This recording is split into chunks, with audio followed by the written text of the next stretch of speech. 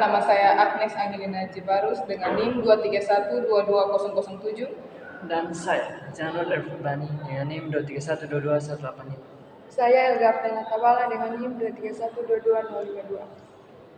Kelompok kami akan mempresentasikan analisis sentimen terkait makan siang gratis dengan metode knife bias melalui media sosial X yang dulunya bernama Twitter. Sentimen analisis adalah proses mengidentifikasi atau mengevaluasi suatu perasaan yang terkandung di dalam sebuah teks. Data yang digunakan untuk melakukan sentimen analisis berasal dari berbagai sumber seperti data ulasan pelanggan, data survei, dan data yang paling sering digunakan adalah data dari media sosial. Metode knife bias sering digunakan dalam analisis sentimen untuk mengklasifikasi data teks atau ulasan sehingga menghasilkan beberapa kelas emosi yang berbeda seperti positif, negatif, dan netral. Oleh karena itu pada tahun 2024 juga menjadi tahun pemilihan presiden baru negara Republik Indonesia.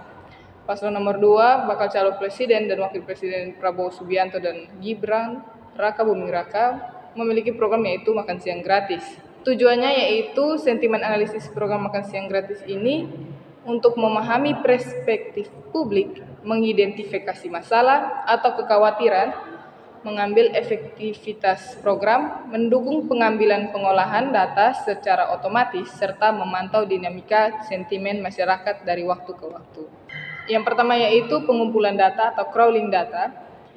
Datanya penelitian ini dikumpulkan melalui proses crawling data tweet dari X yang dulunya adalah Twitter dengan menggunakan alat yang bernama Tweet Harvest. Prosesnya dilakukan menggunakan auth token yang didapat pada halaman web dan total data yang berhasil dikumpulkan oleh kami sebanyak 300 dataset berbahasa Indonesia. Yang kedua adalah pelabelan data. Di sini kelompok kami menggunakan pelabelan manual dengan membaca data tweet satu persatu. Yang ketiga, proses cleaning data. Proses cleaning data adalah langkah penting untuk memastikan data yang digunakan dalam analisis bebas dari noise dan dapat diinterpretasikan dengan benar. Pada tahap ini, kami membersihkan teks data dari beberapa elemen yang tidak diperlukan dalam analisis sentimen, seperti nama pengguna tweet, hashtag, retweet, tautan, menghapus angka dari awal teks, menghapus baris, dan yang merupakan duplikat dari baris-baris sebelumnya dan menghapus kolom kosong. Selanjutnya processing. Pada processing ada beberapa tahap. Pada tahap yang pertama adalah casefolding. Casefolding ini untuk mengubah semua teks menjadi huruf kecil. Yang berikut remove function. Remove function ini untuk melakukan penghapusan tanda baca seperti titik, koma, dan lain-lain. Ada stop word removing. Stop word removing ini untuk menggantikan kata-kata tidak baku menjadi baku. Contohnya, kayak menjadi seperti, gini menjadi begini, dan MLH menjadi malah. Yang berikut ada tokenisasi. Tokenisasi adalah proses untuk memisahkan teks menjadi token kecil seperti kata atau frasa. Yang berikut stemming. Stemming adalah proses menghapus imbuhan untuk mendapatkan kata-kata dasar. Contohnya menghemat menjadi hemat, bantuan menjadi bantu. Yang berikut ada visualisasi data. Untuk visualisasi data, yang pertama ada diagram batang. Visualisasi data untuk memahami pola, tren, dan hubungan dalam data. Ini menggunakan diagram batang untuk menunjukkan distribusi jumlah kategori sentimen positif, negatif, dan netral. Distribusi sentimen program makan gratis Prabowo Gibran positif 142, negatif 137, dan netral 48. Lalu yang berikut word cloud. Pada tahap word cloud, melihat kata-kata kunci yang sering muncul dengan membagi data frame menjadi 3 bagian berdasarkan nilai pada kolom label, positif, netral, dan negatif.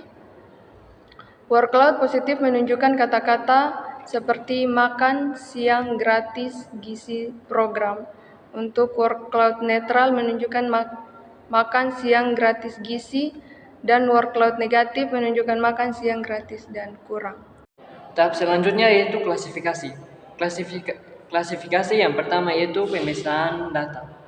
Dalam pemisahan data, yaitu untuk memastikan bahwa model yang telah dilatih dengan benar pada data tidak digunakan selama pelatihan.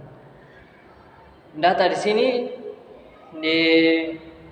dipisahkan menjadi dua, yaitu data latih dan data uji. Di sini dipakai data latihnya 80% dan data ujinya 20%.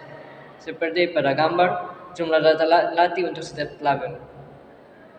Label yaitu label negatif yaitu 113, label positif 112, label netral yaitu 36, dan jumlah data uji yaitu positif 30, negatif 24, dan netral 12. Tahap berikutnya yaitu di dalam klasifikasi yaitu pembobotan kata. Pembobotan kata adalah proses memberi bobot pada setiap kata berdasarkan pentingnya teks menggunakan TF-IDF vectorizer dari skikit-learn. Teknik ini mengubah teks menjadi vektor numerik yang dapat dipahami oleh algoritma. TF-IDF memastikan kata umum memiliki bobot rendah, sedangkan kata relevan mendapat bobot tinggi. Hasilnya adalah X-train V, vektor fitur data pelatihan, X-test V, vektor fitur data pengujian. Langkah berikutnya adalah melatih model pada data pelatihan dan menguji kinerja pada data pengujian.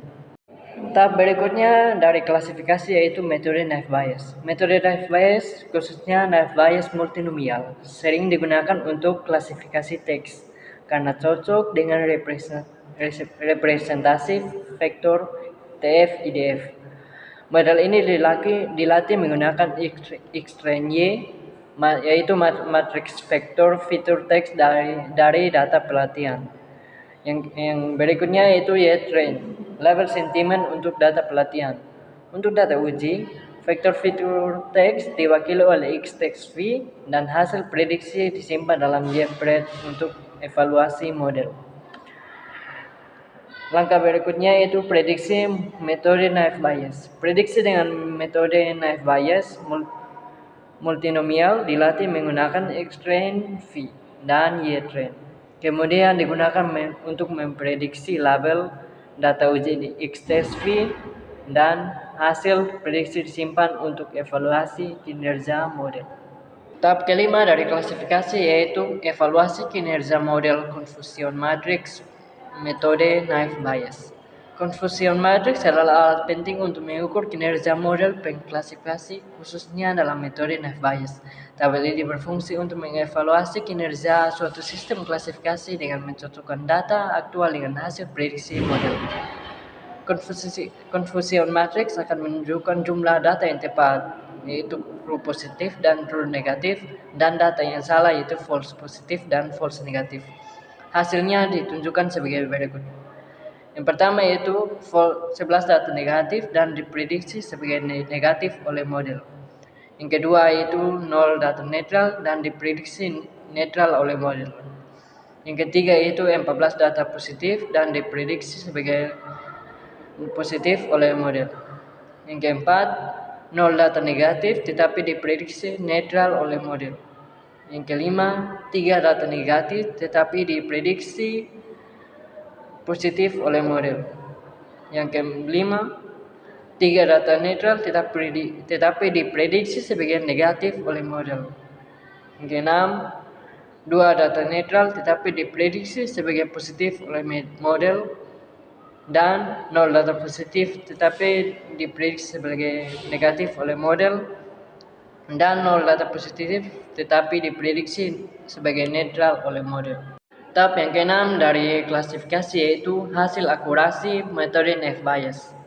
Hasil akurasi metode naive Bayes menunjukkan precision tinggi untuk kelas netral yaitu 100%, serta kelas negatif yaitu 77% dan positif 70%. Recall sempurna untuk kelas positif yaitu 100% dan kelas negatif recallnya tinggi yaitu 71%, tetapi rendah untuk kelas netral yaitu 0%. Dengan F1 score yang baik untuk kelas positif yaitu 0,74 atau 74% dan positif yaitu 0,82 atau 82%, namun buruk untuk kelas netral, yaitu 0% saja. Yang berikutnya menghasilkan akurasi keseluruhan sebesar 72%, mengindikasikan kinerja yang baik untuk kelas negatif dan positif, namun kurang efektif untuk kelas netral. Kesimpulan dari analisis sentimen terkait makan gratis dengan metode Neff-Bayes yaitu metode Neff-Bayes menunjukkan kinerja yang cukup baik dalam mengklasifikasikan kelas negatif dan positif dengan precision recall dan Evans score yang tinggi untuk kedua kelas tersebut. Namun model ini memiliki kelemahan dalam mengenali kelas netral, terdiri dari recall dan Evans score yang sangat rendah untuk kategori ini. Akurasi keseluruhan sebesar 72% menunjukkan bahwa model mampu membuat prediksi yang benar untuk sebagian besar data, tetapi perlu peningkatan khususnya dalam menangani kelas netral yang belum merata datasetnya untuk mencapai performa yang lebih seimbang dan optimal.